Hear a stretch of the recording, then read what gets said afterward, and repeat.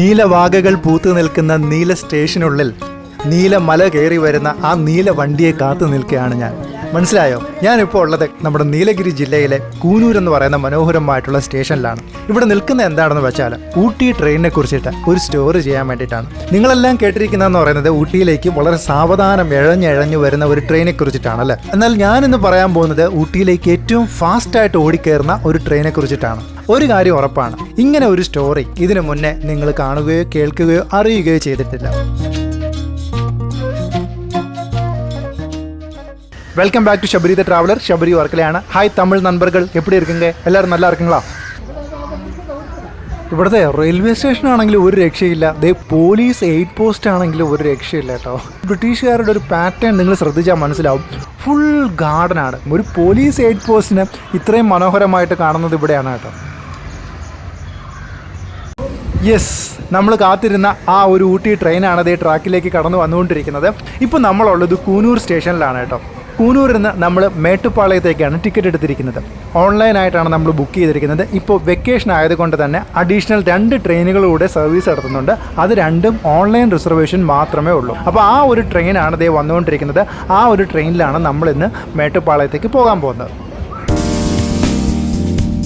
Ooty train എന്ന് പറയുന്നത് പക്ക steam എഞ്ചിനാണ്. നീരാവി കൊണ്ട് ഓടുന്ന ട്രെയിനാണ്. അതായത് വാട്ടറിനെ ചൂടാക്കുമ്പോഴാണ് സ്റ്റീം ഉണ്ടാവുന്നതല്ലേ. അപ്പോൾ ആ വാട്ടറിനെ ചൂടാക്കാൻ ഉപയോഗിച്ചിരുന്ന സോഴ്സാണ് കൽക്കരി എന്ന് പറയുന്നത്. അതുകൊണ്ട് അന്നത്തെ ആൾക്കാർ ഏറെക്കുറെ വിളിച്ചിരുന്നത് കൽക്കരി വണ്ടി എന്നാണ്. എന്നാൽ ആക്ച്വലി അതും സ്റ്റീം എഞ്ചിനാണ്. അന്നത്തെ കാലത്ത് നീരാവി ഉണ്ടാക്കാനായിട്ട് വെള്ളം ചൂടാക്കിയിരുന്നത് കൽക്കരി വെച്ചായിരുന്നു. ഇന്ന് അത് ഡീസൽ ഉപയോഗിച്ചിട്ടാണ് വെള്ളം ചൂടാക്കുന്നത്. ആ ചൂടാക്കിയ നീരാവി കൊണ്ടിട്ടാണ് നമ്മുടെ എഞ്ചിൻ പ്രവർത്തിക്കുന്നത്. ഇപ്പോൾ ക്ലിയർ ആയില്ലേ?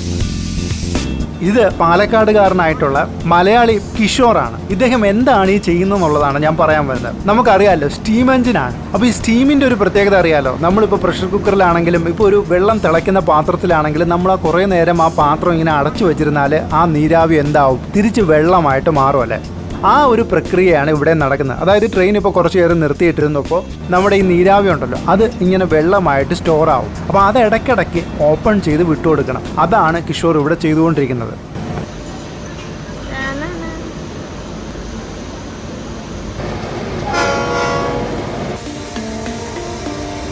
അങ്ങനെ നമ്മൾ കാത്തിരുന്ന ആ ഒരു ട്രെയിൻ യാത്ര ആരംഭിക്കുകയാണ്. ട്രെയിൻ അങ്ങനെ പതുക്കെ മൂവായി തുടങ്ങി.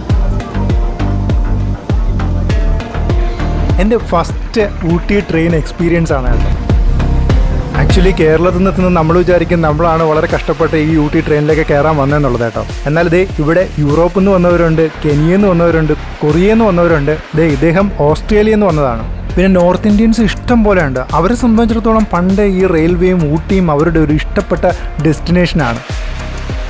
സമുദ്രനിരപ്പിൽ നിന്നും 330 മീറ്റർ മാത്രം ഉയരത്തിലുള്ള മേട്ടുപ്പാളയത്തിൽ നിന്നും 2200 മീറ്റർ ഉയരത്തിൽ നിൽക്കുന്ന ഊട്ടിയുടെ നെറുകയിലേക്ക് എത്താൻ 46 കിലോമീറ്റർ പിന്നിടണം. ഈ 46 കിലോമീറ്ററിൽ 206 വളവുകൾ, 16 തുരങ്കങ്ങൾ, ചെറുതും വലുതുമായ 250 പാലങ്ങൾ, ഇതെല്ലാം പിന്നിട്ടിട്ടാണ് ഈ ട്രെയിൻ മേട്ടുപ്പാളയത്തിൽ നിന്ന് ഊട്ടിയിലേക്ക് എത്തുന്നത്. അതുകൊണ്ട് തന്നെ കാഴ്ചകളുടെ ഒരു സമ്പന്നതയാണ് ഈ യാത്ര നമുക്ക് സമ്മാനിക്കുന്നതെന്ന് പറയാം. നമ്മൾ കുനൂർ കഴിഞ്ഞിട്ട് ഫസ്റ്റ് സ്റ്റേഷൻ എന്ന് പറയുന്നത് റാണിമേടാണ്. ആ റാണിമേടും കഴിഞ്ഞ് നമ്മളിപ്പോൾ ഹിൽ ഗ്രോവ് എന്ന് പറയുന്ന സ്റ്റേഷനിലേക്ക് എത്തിച്ചേർന്നുകൊണ്ടിരിക്കുകയാണ്. ഇവിടെ ഒരു 10 മിനിറ്റ് റെസ്റ്റ് ഉണ്ട് കേട്ടോ. അതായത് ട്രെയിനിൽ വാട്ടർ ഫില്ല് ചെയ്യാനുണ്ട്. അപ്പോൾ അതിനായിട്ടാണ് ഇവിടെ നിർത്തിയിട്ടിരിക്കുന്നത്. നമ്മുടെ മനുഷ്യനെ പോലെ തന്നെയാണ് ഈ ട്രെയിനും. അതായത് കുറച്ച് ദൂരം ഓടുമ്പോഴത്തേക്ക് ക്ഷീണിക്കും, ടയേർഡാവും, ചിലപ്പോൾ കിതയ്ക്കും. അപ്പോൾ ഒന്ന് റെസ്റ്റ് എടുക്കും, കുറച്ച് വെള്ളം കുടിക്കും, വീണ്ടും യാത്ര തുടരും. അങ്ങനെയാണ് ഈ ട്രെയിനിൻ്റെ ഒരു യാത്രയും. ഇനി ഇവിടെ നിന്ന് അങ്ങോട്ട് കുത്തനെ ഉള്ള ഇറക്കങ്ങളാണ്. ഒരു സൈഡ് മുഴുവൻ നമുക്കിങ്ങനെ കാണാൻ പറ്റും, അഗാധമായ ഗർത്തങ്ങളാണ്.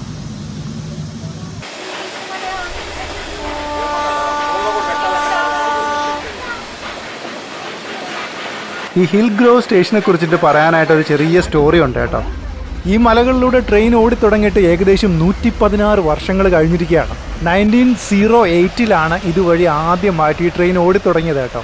ഒരേ ഒരു ആക്സിഡൻറ്റ് മാത്രമാണ് ഇവിടെ സംഭവിച്ചിരിക്കുന്നത്. ഹിൽ ഗ്രോവിനും അതുപോലെ അഡർലി സ്റ്റേഷനും ഇടയ്ക്കാണ്, ബിറ്റ്വീൻ ദ സ്റ്റേഷൻസ് ആണ് ആ ആക്സിഡൻറ്റ് ഉണ്ടായിരിക്കുന്നത്. 1982 അത് സംഭവിച്ചത് കേട്ടോ. അത് പക്ഷേ ഒരു ഗുഡ്സ് ട്രെയിൻ ആയിരുന്നു. അതുകൊണ്ട് തന്നെ അതിൽ എംപ്ലോയീസ് മാത്രമേ ഉണ്ടായിരുന്നുള്ളൂ. എന്നാലും 8 പേരുണ്ടായിരുന്നു. ആ 8 പേരുടെയും ജീവൻ നമുക്ക് നഷ്ടമായെന്നുള്ളതാണ്. ബ്രേക്ക് ഫെയില്യൂർ എന്നാണ് അന്നത്തെ പത്രങ്ങളിലൊക്കെ റിപ്പോർട്ട് വന്നിരുന്നത്. നമുക്കറിയാമല്ലോ, ഇത്രയും കുത്തനെയുള്ള ഇറക്കങ്ങളിലൊക്കെ ബ്രേക്ക് ഫെയില്യൂർ ആവാനുള്ള സാധ്യത വളരെ കൂടുതലാണ്. ഇന്ന് ഇന്ത്യയിലെ തന്നെ ഏറ്റവും വേഗത കുറഞ്ഞ ട്രെയിൻ എന്ന റെക്കോർഡ് ഈ നീലഗിരി മൗണ്ടൻ റെയിൽവേക്ക് സ്വന്തമാണ്. നമ്മുടെ ഊട്ടി ട്രെയിനിന് സ്വന്തമാണ്. എന്നാൽ ഇവിടുത്തെ ഏറ്റവും ഫാസ്റ്റസ്റ്റ് ആയിട്ടുള്ള ട്രെയിനായിരുന്നു ഇത്. ആ ഒരു കഥ അറിയാമോ?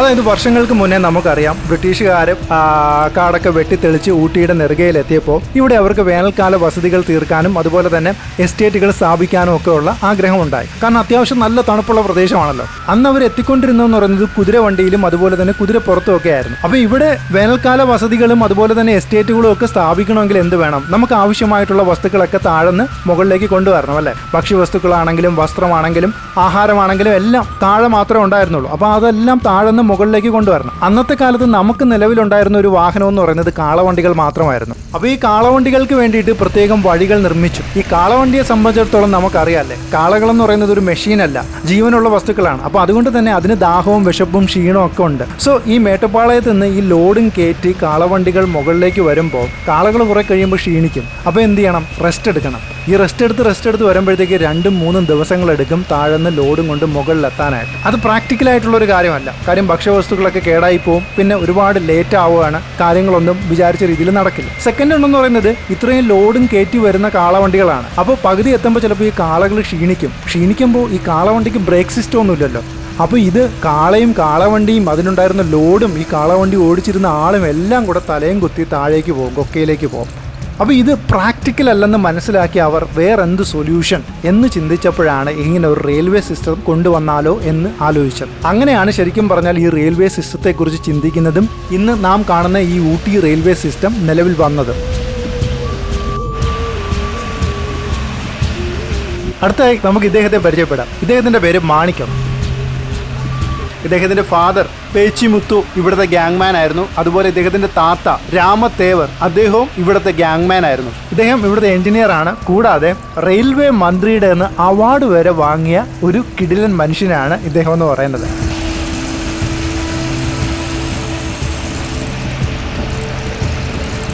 അപ്പോൾ അതെന്തിനാണ് അവാർഡ് കിട്ടിയെന്ന് ചോദിച്ചാൽ, ആക്ച്വലി ഈ ഒരു ട്രെയിനിനെ കുറിച്ച് നമുക്കറിയാമല്ലോ. ഇത് വർഷങ്ങൾക്ക് മുന്നേ കൽക്കരി ട്രെയിൻ ആയിരുന്നു. അതായത് കൽക്കരി ഉപയോഗിച്ചിട്ടാണ് സ്റ്റീം പ്രവർത്തിച്ചിരുന്നത്. അത് കഴിഞ്ഞ് 2002-2003 ആയപ്പോഴത്തേക്ക് ഫെർണസ് ഓയിൽ ഉപയോഗിച്ച് തുടങ്ങി.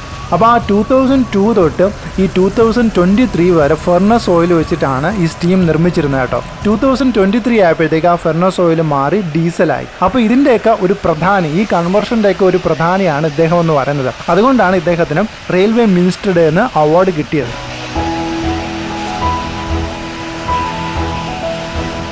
നമ്മൾ ഈ കുട്ടിക്കാലത്ത് ചില കാര്യങ്ങളൊക്കെ നമ്മളെ മൈൻഡിൽ എങ്ങോട്ട് സ്ട്രൈക്ക് ചെയ്യും അല്ലേ? ആ സ്ട്രൈക്ക് ചെയ്തത് ഒരിക്കലും പോകത്തില്ല. ചിലപ്പോൾ വലുതാകുമ്പോൾ നമ്മൾ അതിനെതിരെ പോരാടും. അത്തരത്തിൽ പോരാടിയ ഒരു മനുഷ്യനാണ് ഈ മാണിക്യം എന്ന് പറയുന്നത്. ഇദ്ദേഹത്തിൻ്റെ ആ കഥയിലേക്ക് നമുക്കൊന്ന് പോകാം. അതായത് വർഷങ്ങൾക്ക് മുന്നേ ഇദ്ദേഹത്തിൻ്റെ താത്തയായിരുന്ന രാമത്തേവർ പറഞ്ഞു കൊടുത്ത ഒരു കഥയാണത്. കഥയല്ല, യഥാർത്ഥത്തിൽ റിയലി നടന്നൊരു സംഭവമാണ്. അതിങ്ങനെയായിരുന്നു. 100 വർഷങ്ങൾക്ക് മുന്നേ ബ്രിട്ടീഷുകാരൊക്കെ ഭരിച്ചുകൊണ്ടിരുന്നപ്പോൾ ഈ ട്രെയിൻ അന്ന് കൽക്കരി വണ്ടിയായിരുന്നു. അതായത് കൽക്കരി ഉപയോഗിച്ചിട്ടാണ് സ്റ്റീം നിർമ്മിച്ചുകൊണ്ടിരുന്നത്. സോ ആ കൽക്കരി വാരി ഇടുക എന്ന് പറയുന്നത് വളരെ വലിയൊരു പ്രോസസ്സാണ്. വലിയ പ്രോസസ്സെന്ന് മാത്രമല്ല നല്ല ടഫായിട്ടുള്ളൊരു പ്രോസസ്സാണ്. സാധാരണ ഒരു മനുഷ്യനെ കൊണ്ടൊന്നും ഒരു 2-3 മണിക്കൂർ കൂടുതലൊന്നും അവിടെ നിൽക്കാൻ പറ്റത്തില്ല. അപാരമായ ചൂടാണ്. മനുഷ്യൻ തന്നെ വെന്തുരുകിപ്പോകും. ഇപ്പം മേട്ടുപ്പാളയത്തു നിന്ന് കൂനൂർ വരെ എത്താൻ തന്നെ ഏകദേശം 4 ടൺ കൽക്കരി വേണം. ഈ 4 ടൺ കൽക്കരിയാണ് 2 പേര് നിന്ന് അപ്പുറം ഇപ്പുറം നിന്നിട്ട് കോരി ഇടുന്നത്. അപ്പോൾ തന്നെ ആലോചിച്ച് നോക്കും. അത് കഴിഞ്ഞിട്ട് കൂനൂരിന് ഏകദേശം ഊട്ടി വരെ എത്താൻ 2 ടൺ കൽക്കരി വേണം. ടോട്ടൽ നമുക്കൊരു 6 ടൺ കൽക്കരി വേണം. 6 ടൺ കൽക്കരിയാണ് മനുഷ്യർ കോരി ഇടാനുള്ളത്. അപ്പോൾ ഒന്ന് ആലോചിച്ച് നോക്കിയാൽ അവരുടെ അവസ്ഥ.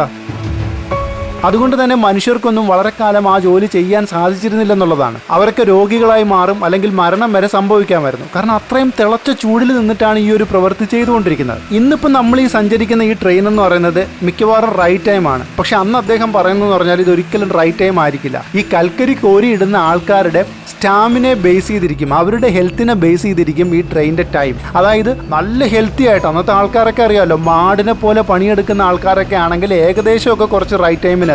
അല്ലെങ്കിൽ ആരോഗ്യം കുറഞ്ഞ ആൾക്കാരൊക്കെ ആണെങ്കിൽ വളരെ ലേറ്റായിട്ടായിരിക്കും ഈ ട്രെയിൻ എത്തുന്നത്. അപ്പോൾ കുട്ടിക്കാലത്ത് ഇത്തരം കഥകൾ കേട്ടതുകൊണ്ടാവാം പിൽക്കാലത്ത് ഈ കൽക്കരി മാറി ഫെർണസ് ഓയിൽ ആക്കാനും ഫെർണസ് ഓയിൽ മാറി ഡീസൽ ആക്കാനും ഒക്കെ ഇദ്ദേഹം, ഈ മാണിക്യം എന്ന് പറയുന്ന ഇദ്ദേഹം മുന്നിൽ തന്നെ നിന്ന് നയിച്ചത്.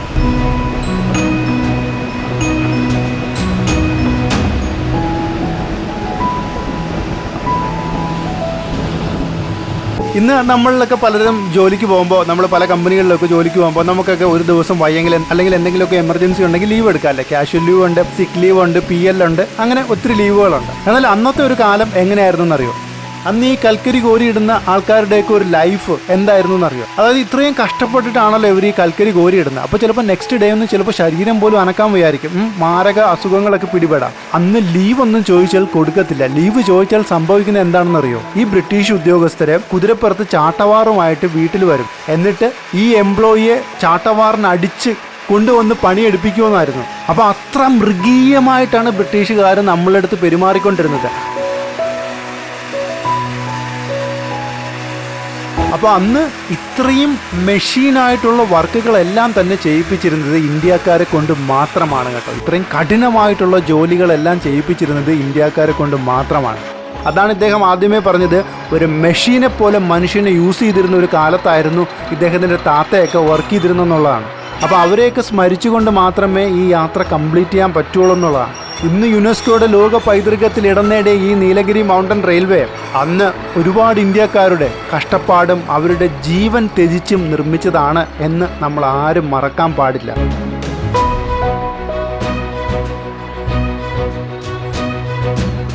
അപ്പോൾ റെയിൽവേ നിർമ്മിച്ചപ്പോഴും നമ്മൾ നേരത്തെ പറഞ്ഞ ആ കാളവണ്ടിയുടെ സിസ്റ്റം ഇല്ലേ, അതായത് കാളവണ്ടിക്ക് ബ്രേക്ക് ഇല്ലാത്തതുകൊണ്ട് അതെല്ലാം താഴേക്ക് പോകുമല്ലോ.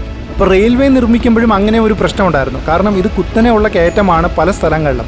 അപ്പോൾ ഈ റെയിൽ സിസ്റ്റം, അതായത് റെയിൽവേ പാളങ്ങളിലൂടെയും ഇത് സ്ലിപ്പ് ചെയ്ത് താഴേക്ക് പോകാനും കയറാൻ പറ്റാതെ വരാനുമുള്ള സിറ്റുവേഷൻസ് കണ്ടുകൊണ്ട് ഇവർ എന്ത് ചെയ്തെന്ന് വെച്ചാൽ റാക്ക് ആൻഡ് പിനിയൻ എന്ന് പറയുന്ന സിസ്റ്റമാണ് അപ്ലൈ ചെയ്തത്. അതായത് സാധാരണ നമ്മൾ റെയിൽവേ പാളങ്ങൾ നമ്മൾ കണ്ടിട്ടുണ്ടല്ലേ, 2 പാളങ്ങളിലൂടെയാണ് ആ വീൽ ഓടുന്നത്.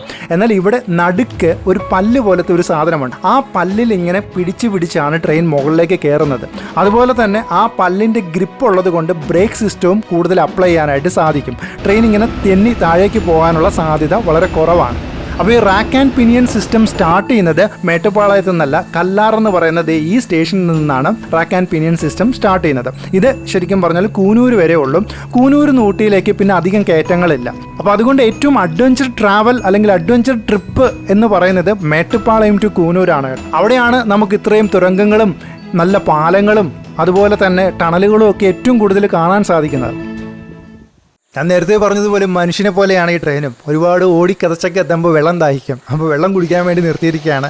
ഇതാണ് വാട്ടർ കണക്ട് ചെയ്യുന്ന പൈപ്പ് കേട്ടോ. ടാങ്കിൽ നിന്ന് നേരെ നമ്മുടെ എൻജിനിലേക്ക് കണക്ട് ചെയ്തിരിക്കുകയാണ്. മേട്ടുപ്പാളയം ടു ഊട്ടിയിലേക്ക് പോകുന്ന ഒരു ട്രെയിനിന് എത്ര ലിറ്റർ വെള്ളം വേണ്ടി വരും? ഏകദേശം 8000 ലിറ്റർ വെള്ളമാണ് ഒരു ട്രിപ്പിന് വേണ്ടി വരുന്നത് കേട്ടോ. അപ്പോൾ വർഷങ്ങൾക്കൊക്കെ മുന്നേ ഈ 8000 ലിറ്റർ വെള്ളവും മനുഷ്യനാണ് കോരി നിറച്ചുകൊണ്ടിരുന്നത്. ഇന്നിപ്പോൾ പൈപ്പ് സിസ്റ്റം ഒക്കെ വന്നത് ഇവിടെ പൈപ്പ് കണക്ട് ചെയ്ത് അതിലൂടെയാണ് വാട്ടർ ഫില്ല് ചെയ്യുന്നത്. പക്ഷെ വർഷങ്ങൾക്ക് മുന്നേ ഇതും മനുഷ്യനാണ് ചെയ്തുകൊണ്ടിരുന്നത്. അപ്പോൾ കല്ലാർ സ്റ്റേഷനിൽ നിന്ന് വണ്ടി ഇതേ എടുത്തു തുടങ്ങി കേട്ടോ. അപ്പോൾ അതൊക്കെ മൂവായി തുടങ്ങി. ഇനി അടുത്തതെന്ന് പറയുന്നത് നമ്മുടെ മേട്ടുപ്പാളയം സ്റ്റേഷനാണ്.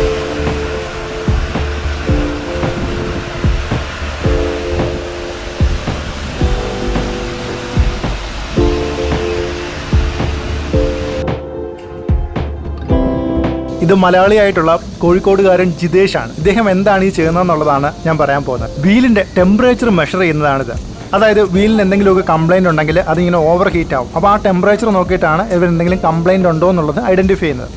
ഇതുപോലെ നമുക്ക് നമ്മളിപ്പോൾ മെയിൻ സ്റ്റേഷൻസ്, അതായത് ട്രിവാൻഡ്രം, ചെന്നൈ ട്രെയിൻ അവസാനിക്കുന്ന സ്റ്റേഷൻസിലൊക്കെ നമുക്ക് നോക്കിക്കഴിഞ്ഞാൽ കാണാൻ പറ്റും. ട്രെയിൻ എത്തിച്ചേരുമ്പോൾ 2 പേരിങ്ങനെ 2 സൈഡിലും ഇരുന്നിട്ട് താഴെ ഇരുന്നിട്ട് ഈ ട്രെയിൻ എൻട്രി ആകുമ്പോൾ അതിനെ ഇങ്ങനെ വീക്ഷിക്കുന്നത്. അത് ഇതുപോലെ ഈ ട്രെയിനിൻ്റെ ബ്രേക്കും അതുപോലെ തന്നെ വീൽസും ഒക്കെ ചെക്ക് ചെയ്യുന്നതാണ്, എക്സാമിൻ ചെയ്യുന്നതാണ്. ഒരു വിധമൊക്കെ ചെറിയ കംപ്ലൈൻറ്റുകളൊക്കെ അവർക്ക് നോക്കുമ്പോൾ തന്നെ മനസ്സിലാവുമെന്നുള്ളതാണ്. ഇൻ എക്സാമിനേഷനും ഔട്ട് എക്സാമിനേഷനും എന്നുമാണ് അതിനെ പറയുന്നത്. അതായത് ഒരു ട്രെയിൻ പുറപ്പെടുന്നതിന് മുന്നേ വാച്ച് ചെയ്യും, അതുപോലെ തന്നെ ഒരു ട്രെയിൻ എത്തിച്ചേരുമ്പോഴും വാച്ച് ചെയ്യും. അപ്പോൾ പലർക്കും ഡൗട്ട് വന്നാൽ ഇപ്പോൾ ഒരു വീലിന് കംപ്ലൈൻറ്റ് ഉണ്ടെങ്കിൽ എന്ത് ചെയ്യും? ആ ഒരു ബോഗി തന്നെ റീപ്ലേസ് ചെയ്യും. പകരം വേറൊരു ബോഗി അറ്റാച്ച് ചെയ്തിട്ട് ഈ ബോഗി നേരെ ഷെഡിലേക്ക് കൊണ്ടുപോയി അവിടെയാണ് റിപ്പയർ ചെയ്യുന്നത്. അപ്പോൾ അന്നത്തെ കാലത്ത് ഇങ്ങനെ ഒരു ട്രെയിൻ വന്നപ്പോൾ ബ്രിട്ടീഷുകാരെ സംബന്ധിച്ചിടത്തോളം ഏറ്റവും ഫാസ്റ്റ് ആയിട്ടുള്ള ഒരു ട്രെയിനായിരുന്നു. കാരണം നമുക്കറിയാമല്ലോ, കാളവണ്ടിയിൽ സാധനങ്ങളൊക്കെ ഇവിടെ എത്തിക്കാൻ 2-3 ദിവസം എടുത്തിരുന്ന സമയത്ത് ഇത് ഏകദേശം 4-5-6 മണിക്കൂർ കൊണ്ട് മുകളിൽ എത്തിയിരുന്നു എന്നുള്ളതാണ്. അതുകൊണ്ട് തന്നെ അന്നത്തെ ഏറ്റവും ഫാസ്റ്റ് ആയിട്ടുള്ള ഒരു യാത്രാ സംവിധാനമായിരുന്നു ഈ നീലഗിരി മൗണ്ടൻ റെയിൽവേ അഥവാ നമ്മുടെ ഊട്ടി ട്രെയിൻ എന്ന് പറയുന്നത്. അപ്പോൾ അതാണ് ഞാൻ ആദ്യമേ പറഞ്ഞത്, ഊട്ടിയിലേക്കുള്ള ഏറ്റവും ഫാസ്റ്റ് ആയിട്ടുള്ള ട്രെയിനെ കുറിച്ചിട്ടാണ് ഞാൻ ഇന്ന് പറയാൻ പോകുന്നത് എന്നുള്ളത്. എൻ്റെ ഏറ്റവും വലിയൊരു ആഗ്രഹമായിരുന്നു ഇങ്ങനെ ഒരു ഊട്ടി റെയിൽവേയെ കുറിച്ചിട്ടുള്ള ഒരു വീഡിയോ ചെയ്യണമെന്നുള്ളത്. എല്ലാവരും ആ ഒരു ട്രിപ്പിനെ കുറിച്ചിട്ടാണ് ചെയ്യുന്നത്. എൻ്റെ യാത്രകൾ അറിയാമല്ലോ, ഏതൊരു സ്ഥലത്ത് പോയാലും അതിൻ്റെ ആത്മാവിനെ തൊട്ടറിഞ്ഞുള്ള യാത്രകൾ ചെയ്യാനാണ് എനിക്കിഷ്ടം. അതുകൊണ്ട് തന്നെ ഊട്ടി ട്രെയിനിൻ്റെ പിന്നിൽ ഇത്രയും വലിയൊരു കഷ്ടപ്പാടുണ്ടായിരുന്നു എന്നുള്ളതാണ്. അതിപ്പോൾ നമ്മൾ ഏത് ഹിൽ സ്റ്റേഷനിൽ പോയാലും ശരി തന്നെയാണ്, ആ ഹിൽ സ്റ്റേഷനിലൊക്കെ നമ്മൾ ആസ്വദിക്കുമ്പോൾ അത് കെട്ടി ഉയർത്താനായിട്ട് വർഷങ്ങൾക്ക് മുന്നേ ഒരു വലിയ ജനതയുടെ കഷ്ടപ്പാടുണ്ടായിരുന്നു എന്നുള്ളത് നമ്മൾ മനസ്സിലാക്കാതെയാണ് പല സ്ഥലങ്ങളിലേക്ക് നമ്മൾ യാത്ര പോകുന്നത്. അപ്പോൾ എന്നെ സംബന്ധിച്ചിടത്തോളം ഏറ്റവും സന്തോഷകരമായ ഒരു നിമിഷമാണ്, ഏറ്റവും അഭിമാനകരമായിട്ടുള്ളൊരു നിമിഷമാണ്. ഇതിൻ്റെ പിന്നിൽ പ്രവർത്തിച്ചവരും ഇതിൻ്റെ പിന്നിലുള്ള കഥയൊക്കെ എനിക്ക് ഈ വീഡിയോയിലൂടെ പുറത്ത് കൊണ്ടുവരാൻ സാധിച്ചു എന്നുള്ളത്.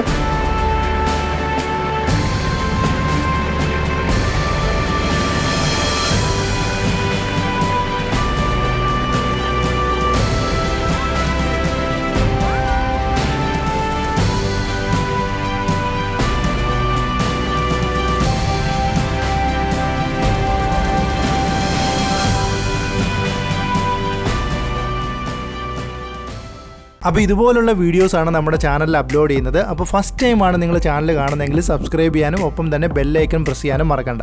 അപ്പോൾ അതുപോലെ തന്നെ എൻ്റെ ഫേസ്ബുക്ക് പേജും ഇൻസ്റ്റയിലും ഞാൻ യാത്രാ വിവരണങ്ങളും കുറേ വീഡിയോകളൊക്കെ അപ്ലോഡ് ചെയ്യുന്നതായിരിക്കും. അപ്പോൾ പറ്റുന്നുള്ളവർ അതും കൂടെ ഫോളോ ചെയ്തേക്കണം.